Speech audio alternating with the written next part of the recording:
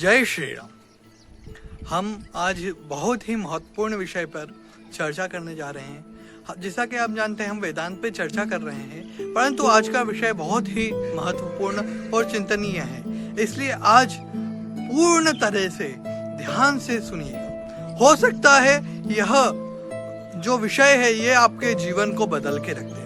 आज जो वेदांत का आज का जो विषय है, हो सकता है इसको सुनने के बाद आपके जीवन में नवीन परिवर्तन आ जाए और नव चेतना का संचार हो जाए। इसलिए कृपया करके आप ध्यान से सुनिएगा, क्योंकि जहाँ भी हम ध्यान से और चित्त को एकाग्र करके नहीं सुनते हैं, वहाँ अगर हमें अमृत की भी प्राप्ति हो रही हो तो वो अमृत भी निरर्थक हो जाता है। इसलिए कृपया करके ध्यान से सुनिएगा। पहली बात है ये कि हम आज से साधन चतुष्टय प्रारंभ करने वाले हैं। अब साधन चतुष्टय क्या होता है? क्वेश्चन उठता है, प्रश्न उठता है कि साधन चतुष्टय होता क्या है। तो साधन चतुष्टय मतलब कि एक तरह से आप कह सकते हैं कि वेदांत सार का जो भी अधिकारी है उसे साधन चतुष्टय 4 प्रकार के साधनों से उसे परिपूर्ण होना चाहिए। उसके बाद इस प्रकार के 4 प्रकार के साधन होने चाहिए जो अधिकारी होगा इस अमूल्य ग्रंथ का, जिसका कोई भी मूल्य नहीं है, जिसके ज्ञान राशि अपार है। अब आप बोलेंगे कि भैया अब हम साधन चतुष्टय में पहले साधन के ऊपर आज बात करेंगे, बाकी के 3 के ऊपर हम कल या अगली वीडियो में बात करेंगे। ठीक है। पहला साधन है नित्य अनित्य वस्तु विवेक। क्या? नित्य और अनित्य वस्तुओं के बारे में उसमें उस अधिकारी में विवेक होना चाहिए। अब आप बोलेंगे कि ये क्या चीज है? नित्य और अनित्य वस्तु का विवेक, ये फंडा है। आपको छोटे से शब्दों में मैं समझाता हूँ कि एक चीज है, जैसे कि हमने बोला कि टीवी पे एक मूवी आ रही है। ठीक है।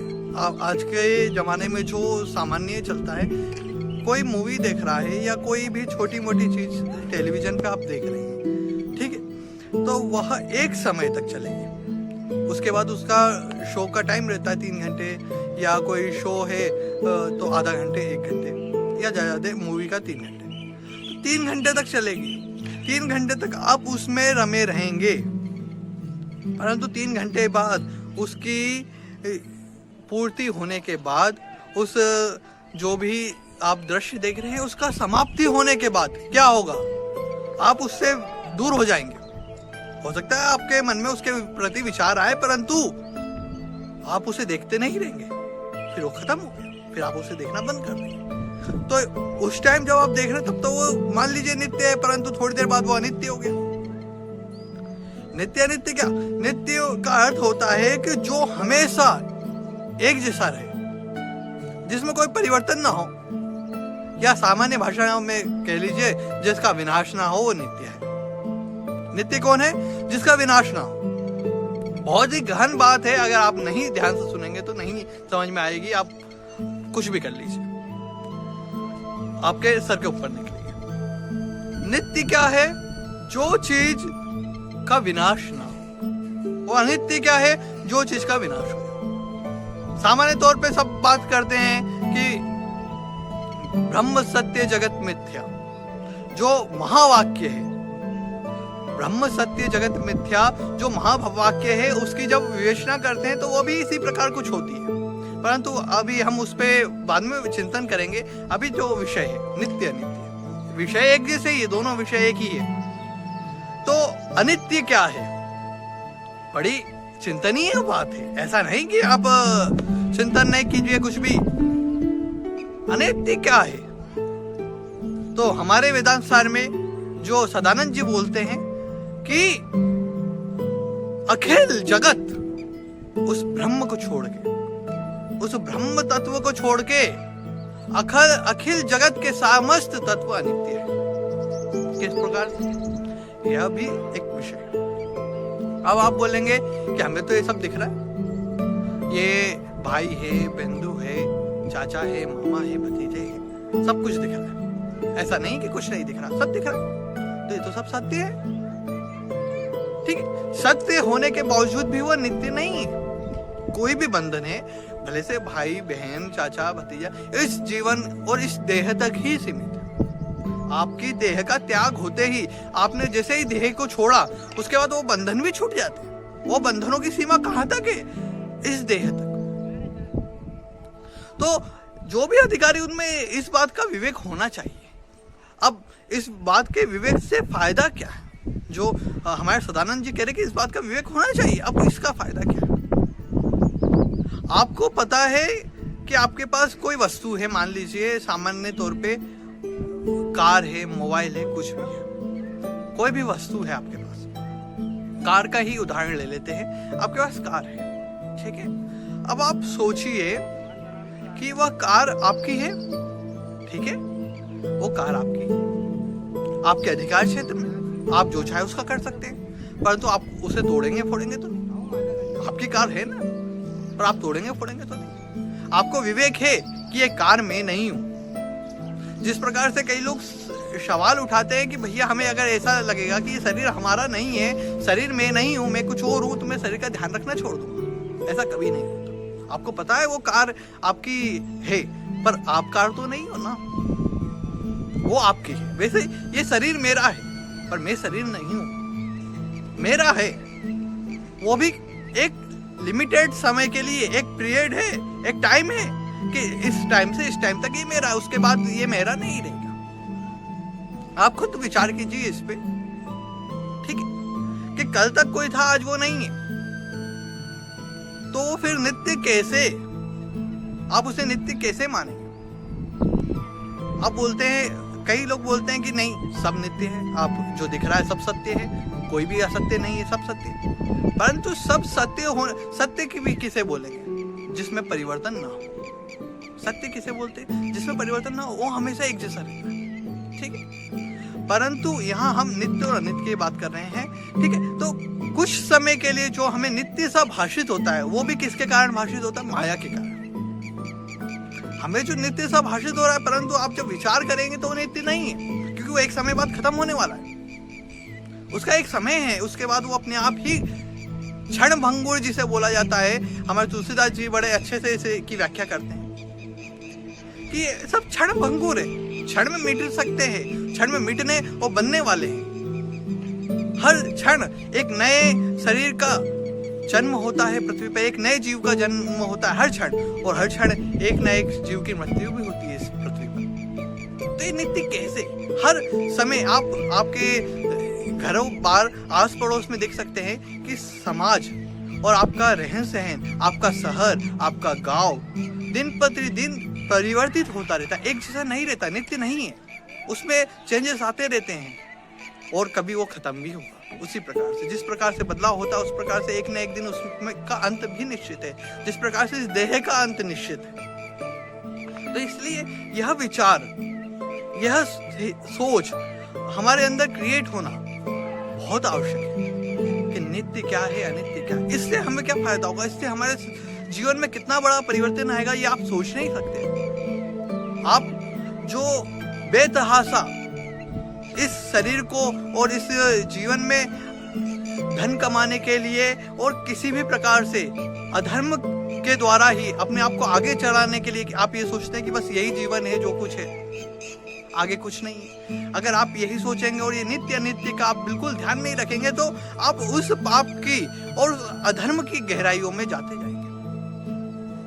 क्योंकि आप जिन चीजों को इकट्ठा कर रहे हैं, जिन चीजों का संग्रहण कर रहे हैं, वो सब अनित्य है, वो कुछ भी नित्य नहीं है। जिन भी चीजों का और जो चीज नित्य है उसकी तरफ आप ध्यान नहीं दे रहे।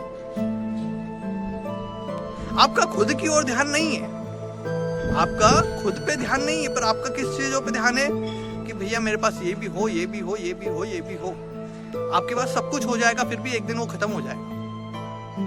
आप उदाहरण देख लीजिए, आपने कितनी चीजें जीवन में खरीदी होंगी और कितनी चीजें आपके साथ जीवन पर्यंत रही, एक न एक दिन वो खत्म हो जाती है। उनका एक समय है, वो अनित्य है, और आप उन्हीं अनित्य के पीछे भागे जा रहे हैं, भागे जा रहे हैं, भागे जा रहे हैं। सदानंद जी कहते हैं कि ऐसा अधिकारी होना चाहिए। अधिकारी कौन होगा? जिन्हें इस विषय का बहुत ही गंभीरता पूर्वक विवेक हो, वह पहचान कर सकता है कि ये अनित्य नित्य, और नित्य सिर्फ ब्रह्म श्री राम ईश्वर ही है, और कोई नित्य नहीं है।